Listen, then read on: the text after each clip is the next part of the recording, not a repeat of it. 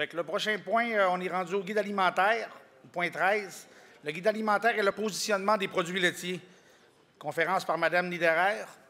Fait que je présente Isabelle, tu es là, bienvenue.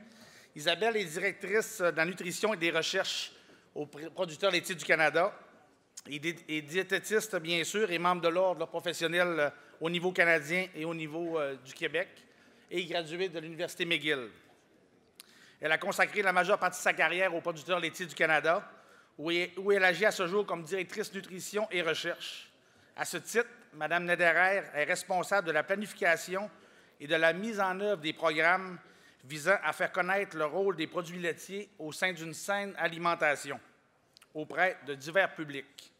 Elle dirige également le programme de financement à la recherche en nutrition et en production laitière des PLC. Elle siège également sur plusieurs comités, dont le conseil d'administration et le comité de coordination au sein de Phil Canada. Puis pour ceux que le visage est connu, là, Isabelle a eu un mois de janvier assez occupé là, avec toute la sortie du guide alimentaire canadien. Fait que c'est une ressource là, très importante pour nous. Fait que bienvenue. Je te laisse la parole.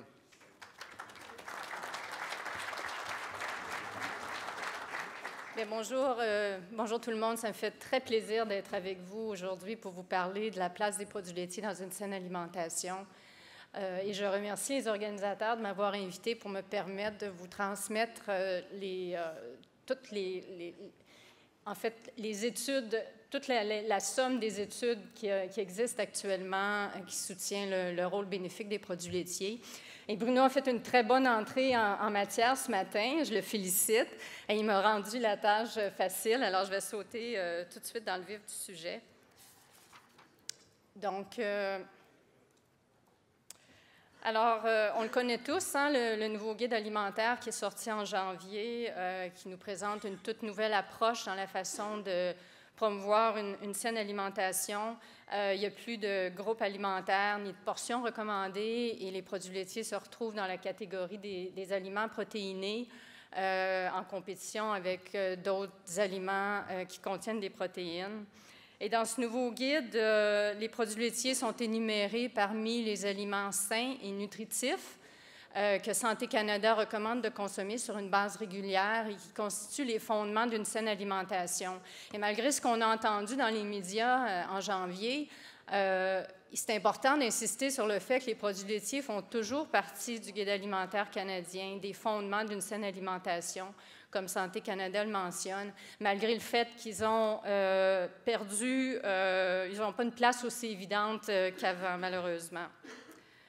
La ministre de la Santé a précisé d'ailleurs, lorsqu'elle est passée à Tout le monde en parle, que le but n'était pas de décourager la consommation de produits laitiers avec ce nouveau guide-là. Elle a reconnu que c'était des sources importantes de calcium et de vitamine D.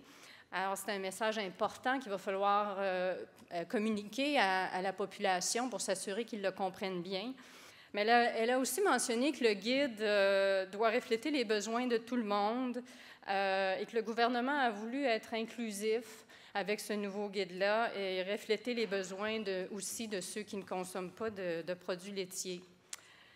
Mais je suis un peu perplexe face à ça parce que le guide alimentaire précédent incluait déjà les boissons de soya enrichies dans le groupe de lait et substituts, justement pour adresser les gens qui ne consomment pas de produits laitiers afin qu'ils s'assurent d'avoir suffisamment de calcium dans leur alimentation. Donc, l'ancien guide reflétait déjà les besoins de la population.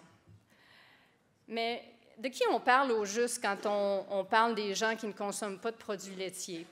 Alors, regardons certaines données. Les gens qui ne peuvent vraiment pas consommer de produits laitiers, là, sont ceux qui sont allergiques à la protéine de lait. Alors, on constate qu'il y a seulement 3 % des enfants qui sont affectés par l'allergie au lait et moins de 1 % des adultes parce que l'allergie au lait tend à disparaître avant l'âge de 3 ans. Et malgré toute l'attention que le mouvement vegan obtient ces temps-ci, il y a une étude très récente de l'Université Dalhousie et l'Université Guelph qui indique qu'il y a seulement 1,3 % des Canadiens qui se considèrent végétaliens, donc végétariens stricts, et qui excluent tous les aliments de source animale comme les produits laitiers. Et finalement, la plus récente enquête nutritionnelle nationale de Statistique Canada, publiée en 2015, révèle qu'il y a seulement 2 % de la population canadienne qui ne consomme pas de lait, de fromage ou de yogourt. Et cette étude nationale, c'est une enquête très fiable, gouvernementale, dont les professionnels de la santé se fient beaucoup. Et si on regarde plus précisément maintenant une journée donnée à l'intérieur de cette enquête de Statistique Canada, on constate que 94 % des gens ont consommé des produits laitiers comme source de protéines durant cette journée donnée. Et c'est beaucoup plus élevé que toute autre source de protéines dans l'alimentation. Donc, les produits laitiers, là, ils font vraiment partie de l'alimentation de la vaste majorité des Canadiens. Ils sont donc encore aujourd'hui, à mon avis, très pertinents et très actuels. Ils sont également pertinents pour beaucoup de nouveaux arrivants au Canada, c'est-à-dire des gens qui sont nés à l'étranger. Vous avez à l'écran des données qui sont tirées d'une étude qui a été effectuée en 2013 par une firme de recherche au profit des producteurs laitiers du Canada et qui démontre que 83 % des familles venant de Chine comptent au moins une personne dans leur demeure qui a toujours consommé des produits laitiers. Pour les familles originaires d'Inde, eh bien, ce pourcentage s'élève à 95 % et pour les familles du Moyen-Orient, c'est 84 %. Et si on fait le tour des différents guides alimentaires à travers le monde, on se rend vite compte que les produits laitiers ont une place de choix dans la plupart d'entre eux, et ce, à travers tous les continents. Et je vous présente seulement quelques exemples. Vous avez le Bénin, qui est un tout petit pays d'Afrique, le Paraguay, qui est un petit pays d'Amérique du Sud, ou encore le Bangladesh dans le sous-continent indien. Et même chose dans les pays d'Asie, comme le Japon et la Chine, qui recommandent la consommation quotidienne de produits laitiers à l'intérieur de leur guide alimentaire respectif. Par exemple, 2 portions de produits laitiers sont recommandées par jour dans le guide alimentaire au Japon. Et d'ailleurs, les gouvernements de plusieurs pays d'Asie recommandent la consommation de produits laitiers en reconnaissance de leur grande valeur nutritive. Et si on compare maintenant l'assiette santé de la Chine avec celle du Canada, qui vient tout juste de sortir, l'assiette santé de Chine a été publiée en 2016, donc c'est quand même très récent. On réalise qu'en Chine, c'est une tasse de lait qui accompagne l'assiette, alors qu'au Canada, c'est un verre d'eau. Alors, je trouve ça un peu ironique. Alors, vous vous demandez peut-être pourquoi les produits laitiers occupent une place importante comme ça dans les divers groupes alimentaires et pourquoi ils occupaient une place importante dans les guides alimentaires canadiens précédents et que c'est moins le cas aujourd'hui. Eh bien, la raison pour laquelle ils ont une place si importante dans beaucoup de guides alimentaires, la raison principale, c'est qu'ils sont notre meilleure source naturelle de calcium. Il y a vraiment peu d'aliments qui contiennent autant de calcium par portion et sous une forme qui est aussi bien absorbée par l'organisme. Il y a quelques aliments comme les sardines et le saumon en conserve qui en contient des quantités intéressantes, mais il faut pour ça manger les os. Mais ce ne sont pas des aliments qu'on consomme à tous les jours et qui ont la polyvalence des produits laitiers non plus. Là, on n'ira pas manger des sardines. En tout cas, ce n'est pas dans nos mœurs de consommer des sardines avec les os ou du saumon en conserve 2-3 fois par jour. Donc, ce qui fait que les études le démontrent que la majorité des gens qui ne consomment pas suffisamment de produits laitiers, généralement, leur alimentation est déficiente en calcium, à moins de consommer des aliments qui sont enrichis de calcium. Et là, on peut penser aux boissons végétales enrichies, qui sont souvent mis sur le même pied d'égalité que le lait. Mais il y a des enjeux avec ces boissons-là. Oui, elles peuvent contenir du calcium ajouté, mais le calcium n'est pas nécessairement aussi bien absorbé que le calcium qu'on retrouve dans le lait. Et il y a aussi un enjeu que le calcium a tendance à se déposer au fond du contenant. Et même lorsqu'on brasse le contenant avant de s'en servir, on n'est pas assuré de redistribuer également le calcium dans le liquide, ce qui fait que ce n'est pas nécessairement des produits qui sont aussi fiables comme source de calcium que le lait. Et ça, je trouve déplorable que ce message-là ne soit pas plus souvent communiqué. Les produits laitiers, c'est vraiment des alliés reconnus pour la santé des os, pas juste à cause du calcium, mais parce qu'ils contiennent une foule d'autres nutriments importants pour les os.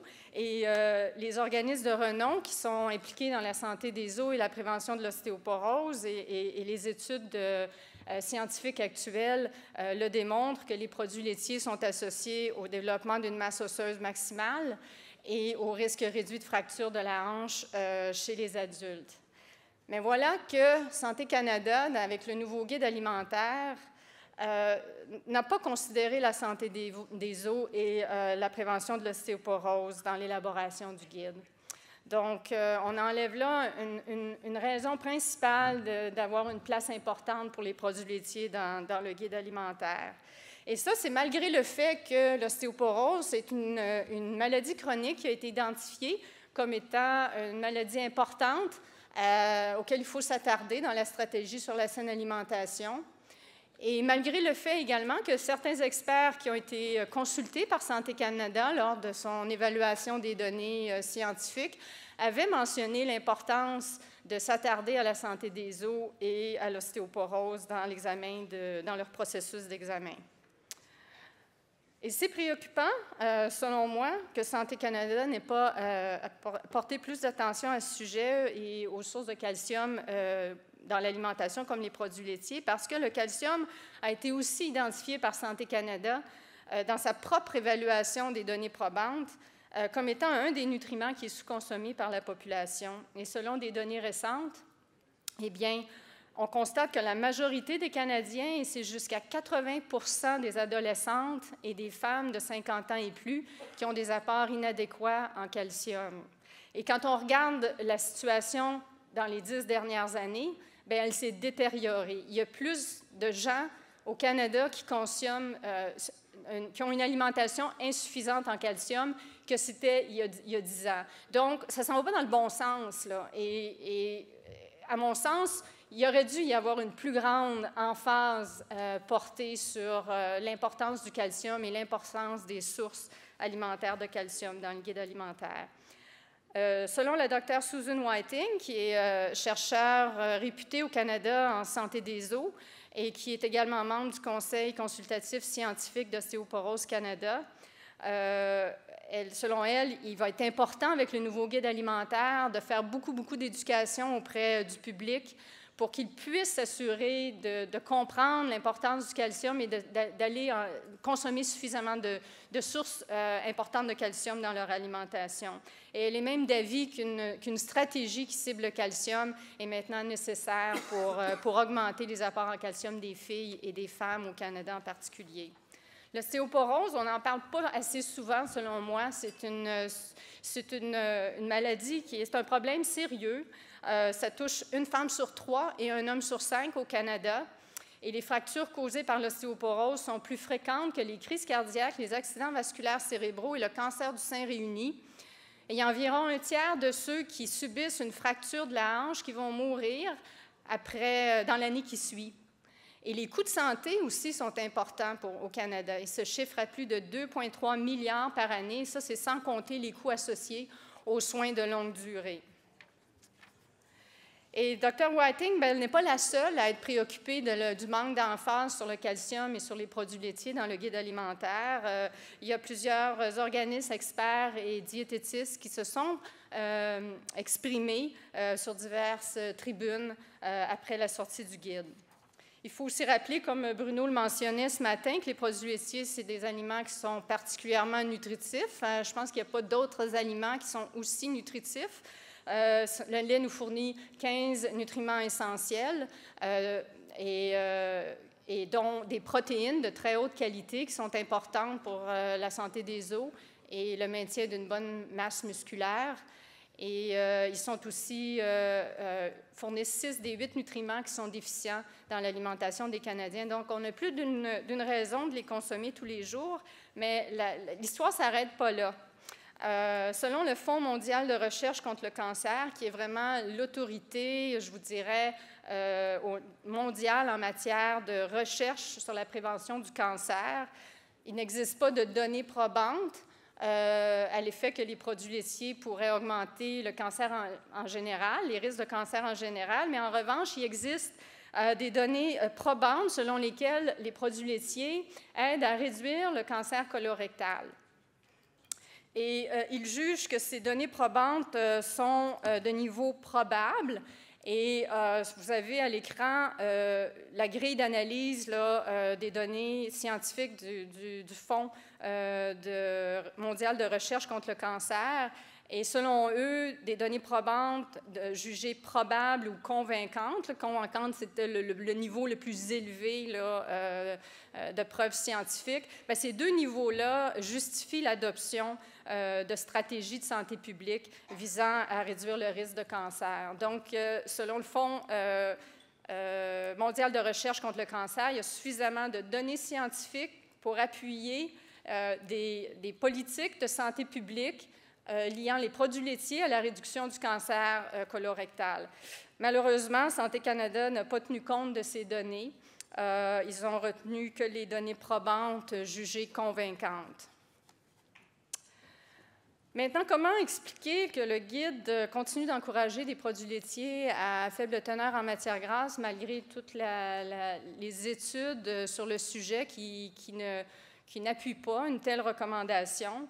Eh bien, la réponse, c'est que l'analyse de Santé Canada est incomplète.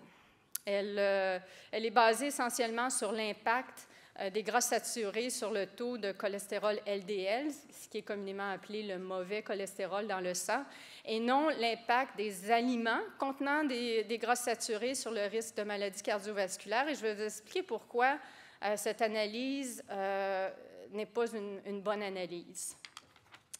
Premièrement, le cholestérol des LDL, c'est un facteur important, un facteur de risque important des maladies cardiovasculaires, mais ce n'est pas le seul facteur à considérer. Vous voyez sur l'écran, par exemple, dans le contexte des lipides sanguins, les autres facteurs qui sont également importants à considérer. Donc, si un aliment augmente votre taux de mauvais cholestérol dans le sang, mais qu'en même temps, il augmente le taux de HDL, qui est le bon cholestérol, et qu'il l'augmente suffisamment, bien, il pourrait avoir un effet neutre sur la santé cardiovasculaire.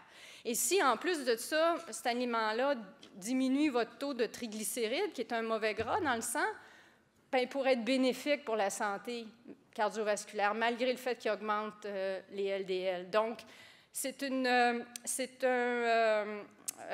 les LDL, ça ne donne vraiment pas une image juste de l'impact d'un aliment sur le risque de maladies cardiovasculaires. Et aussi, Santé Canada a adopté une approche dans leur stratégie sur la saine alimentation qui est vraiment axée sur les nutriments à éviter, le gras saturé, le sodium et le sucre ajouté, sans égard aux autres nutriments, aux autres composantes dans les aliments qui se retrouvent. Parce qu'on ne mange pas, quand on mange un morceau de fromage, on ne mange pas juste du gras saturé. Là, il y a plein d'autres affaires là-dedans là, qui interagissent. Donc, les études nous démontrent que c'est une erreur de juger de la valeur des aliments seulement sur la base de leur contenu en gras saturés, en sucre ou en sodium. Et c'est particulièrement vrai pour les produits laitiers. C'est vrai que les produits laitiers contiennent des quantités appréciables de gras saturés et dans le cas du fromage, des quantités appréciables de sodium ou de sucre ajouté pour le yogourt et les laits aromatisés, mais ils contiennent également une foule d'autres nutriments bénéfiques qui interagissent sur la santé et qui peuvent contrecarrer l'effet potentiellement négatif des autres. Donc, si Santé Canada avait fait une analyse spécifique de l'impact sur la santé cardiovasculaire des produits laitiers, bien, ils auraient trouvé pas moins de 20 méta-analyses et revues systématiques sur le sujet publiées entre 2010 et 2018, dont 13 qui n'ont pas reçu de financement de l'industrie laitière et donc qui rencontrent leurs critères d'inclusion. Et juste pour vous dire, une méta-analyse, c'est vraiment le summum en recherche. C'est ce qu'il y a de mieux. C'est une étude qui regroupe plusieurs études sur un même sujet et qui retraite toutes les données pour arriver à des conclusions vraiment solides. Donc, Santé Canada a vraiment omis de considérer une masse critique, une masse vraiment importante de données scientifiques, de données probantes sur les produits laitiers, qui démontrent vraiment toute la même chose, que les produits laitiers sont associés à un risque réduit de maladies cardiovasculaires quand on prend l'ensemble des produits laitiers, donc autant les produits laitiers réduits en matière grasse qu'à pleine teneur en matière grasse. Et quand on cible les produits laitiers à pleine teneur en matière grasse seulement, bien, ils sont associés à des effets soit neutres ou bénéfiques pour la santé, et en particulier au niveau de la prévention des accidents vasculaires cérébraux et du diabète de type 2, dans le cas du fromage et du yogourt principalement. Maintenant, je vais juste vous parler quelques minutes de la diète DASH. DASH, ça tient pour Dietary Approach to Stop Hypertension. Donc, c'est un modèle d'alimentation qui est recommandé par Hypertension Canada, par l'American Heart Association, par la Fondation des maladies du cœur et de l'AVC depuis plusieurs années comme modèle favorisant la prévention de l'hypertension. Et c'est aussi une diète qui est reconnue comme étant efficace pour améliorer les taux de lipides dans le sang. Pardon. Et les deux éléments qui font l'efficacité de cette diète, c'est pas compliqué, c'est une consommation riche en fruits et légumes et la consommation quotidienne de 2 à 3 portions de produits laitiers par jour. C'est vraiment ces deux éléments-là qui font le succès de cette diète DASH-là et qui permet de réduire la tension artérielle et d'aider à prévenir l'hypertension. Et Santé Canada, dans ces lignes directrices qu'ils ont publiées en même temps que le guide, ils ont conclu, ils ont jugé que les preuves scientifiques qui appuyaient les bienfaits de la diète DASH étaient convaincantes. Donc, ils appuient en fait cette diète DASH-là comme étant un modèle d'alimentation sain pour les maladies cardiovasculaires, pour la prévention des maladies cardiovasculaires. Alors, je pense que les produits laitiers ont définitivement leur place dans une saine alimentation pour la santé cardiovasculaire. Alors, si on résume rapidement sur une diapo les divers bienfaits des produits laitiers selon l'état actuel des recherches, eh bien, ça donne ça. C'est assez impressionnant. Et je vous dirais qu'il n'y a jamais eu autant de données scientifiques pour appuyer un rôle bénéfique des produits laitiers sur la santé. Donc, si vous aviez des doutes après la sortie du Guide alimentaire canadien, n'en ayez plus. Vraiment, on a une base très solide pour continuer à faire de l'éducation auprès du public, auprès des professionnels de la santé également, pour faire avancer les choses. Et en terminant, je voudrais juste dire un mot sur les préoccupations liées à l'environnement, parce que ce sont des préoccupations qui sont très présentes dans la population et elles ont également teinté les recommandations du nouveau guide alimentaire, en particulier pour ce qui a trait de la recommandation de consommer plus de protéines végétales. Et malheureusement, Santé Canada a mis tous les aliments de source animale dans le même panier. Ils n'ont pas fait de distinction et ils n'ont pas pris en considération, l'impact différent des produits laitiers par rapport à la viande rouge, par exemple. Alors, c'est comme un message général de décourager les aliments de source animale sur la base de leur impact sur l'environnement sans nécessairement faire les distinctions qui s'imposent. Donc, on a une histoire quand même, une belle histoire à raconter de ce côté-là. Les produits laitiers ont un impact relativement faible sur l'environnement par rapport à d'autres aliments de source animale, et particulièrement quand on considère la grande valeur nutritive des produits laitiers. Donc, on a intérêt à raconter notre histoire beaucoup plus, et aussi à souligner le travail et l'engagement des producteurs laitiers à diminuer davantage leur impact sur l'environnement. Alors, sur ce, je vous remercie de votre attention.